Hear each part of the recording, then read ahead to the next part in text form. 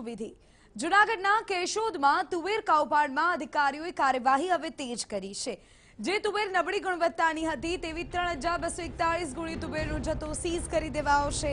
સાથે જે વ્યક્તિઓ આ કૌભાંડ પાછળ જવાબદાર છે તેમના વિરુદ્ધ પોલીસ ફરિયાદ કરવાની કાર્યવાહી પણ હાથ ધરવામાં આવી છે।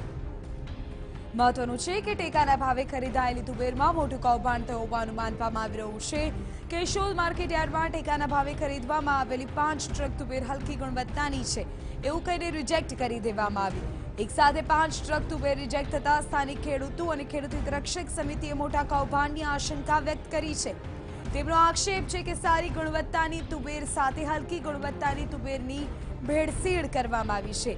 તેમનો એવો પણ આક્ષેપ છે કે ટેકાના ભાવે ખરીદીમાં કૌભાંડ આચરાયું છે।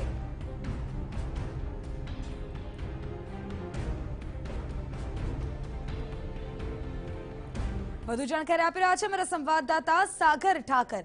સાગર, તમામ જે જાણકારી સામે આવી રહી છે ત્યાં સુધી ખેડૂતોનો આક્ષેપ છે, ખેડૂત હિત રક્ષક સમિતિનો આક્ષેપ છે, પરંતુ હવે કાર્યવાહી હાથ ધરાઈ હોવાની વિગતો પણ છે। પૂરી જાણકારી જી, ખાસ કરીને જે રીતે ખેતી પાકોની ટેકાના ભાવે ખરીદી થતી હોય છે તે જ રીતે કેશોદ માર્કેટિંગ યાર્ડમાં પણ તુવેરની ટેકાના ભાવે ખરીદી કરવામાં આવી હતી, જે સારી ગુણવત્તાની હતી, પરંતુ ત્યારબાદ તેમાં ભેળસેળ કરી અને વેર હાઉસ સુધી મોકલવામાં આવી હતી, જેમાંથી 3241 જેટલી ગુણી વેર હાઉસ દ્વારા રિજેક્ટ કરવામાં આવી હતી, જે પરત કેશોદ મોકલવામાં આવી હતી, જેને કારણે ખેડૂતોમાં ક્યાંક ને ક્યાંક દહેશત હતી કે તેમને તેમના પાકોને જે પૂરેપૂરું વળતર છે તે નહીં મળે, તેને લઈને તેઓએ ફરિયાદ કરી હતી। અને ત્યારબાદ ખાસ કરીને ચૂંટણી હતી, પરંતુ મતદાન પૂર્ણ થયા બાદ અધિકારીઓ છે તે માર્કેટિંગ યાર્ડ ખાતે આવીને તપાસ કરી હતી અને ત્યારબાદ સમગ્ર મામલો જે બહાર આવ્યો હતો કે ભેળસેળ છે એ સાબિત થઈ હતી અને હવે જે અધિકારીઓ છે તેના દ્વારા જવાબદાર લોકો સામે પોલીસ ફરિયાદ કરવાની કાર્યવાહી હાથ ધરવામાં આવી છે। જી વિધિ। આભાર સાગર, તમામ જાણકારી બદલ।